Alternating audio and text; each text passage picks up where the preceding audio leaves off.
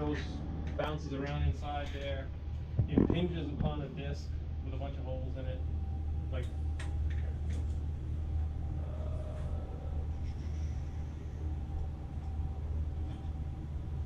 Oh, that's not gonna work. Hang on. Yeah, it'll work.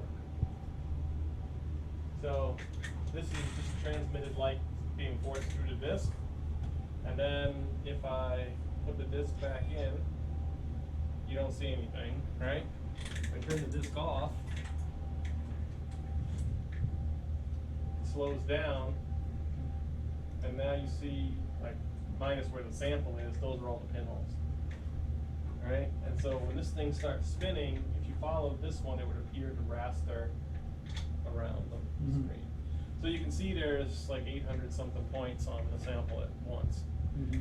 Each, so that's one disc. There's another disc, so that's the excitation disc. And there's another disc that has the emission holes and it's a dichroic mirror in between them. So the light goes through the disc, through the second disc, onto the sample fluoresces, the emission light comes back through the same holes, hits the dichroic mirror, goes out this way, and ends up on the camera. So the fundamental difference is on a point scanner, each point of light on each sample has a dwell time of like, whatever it is, microseconds, really short, onto a PMT. Here, we've set the exposure time to whatever milliseconds, maybe 30, maybe 50, maybe 100. And the camera has that full length of time, 10,000 times longer than the point scanner to integrate the emission. So your signal to noise on a point scanner is going to be higher than your signal to noise. I mean, your signal to noise on a spinning disc is going to be higher than your signal to noise on a point scanner by a lot. The downside is there's a thing called pinhole crosstalk. So these pinholes are arranged in this pattern, but if emission light from this hole infects that hole, that'll come up as out of focus light. And so it's not as confocal as a point scanner. Yeah. Okay. Got it? Yeah. The other downside is you have a camera, and the camera has a particular pixel size, and you can't change it. Where on a point scanner, you just zoom, do whatever you want. You're actually changing the pixel size when you do that. So here you have a much more sensitive detector. A PMT on a point scanner is roughly 50% quantum efficient. This camera that you see here, both cameras actually are in the 90, well, that one on the table is about 80% quantum efficient. The one mounted on is about 95% quantum efficient. So it's much better at collecting photons. Yeah.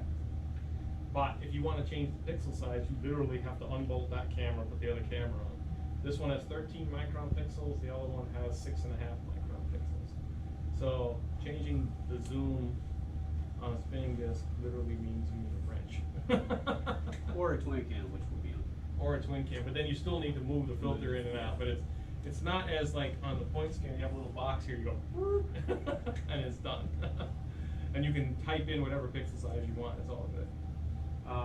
So, because the laser light is distributed over all of these points, at any given point, the laser intensity on the cell is way, way, way, way lower than it is on a point scanner, which is why spinning discs don't kill cells. And point scanners do. So, point scanner, higher resolution, you can do some fancy tricks with it, like spectral imaging and blah, blah, blah. You can zoom, you can turn off your phone. This is Jupiter, Florida. I'll get it later. Where was I? Spinning disc, better signal to noise on the camera, longer integration times, higher signal to noise, much faster acquisition. Generally speaking.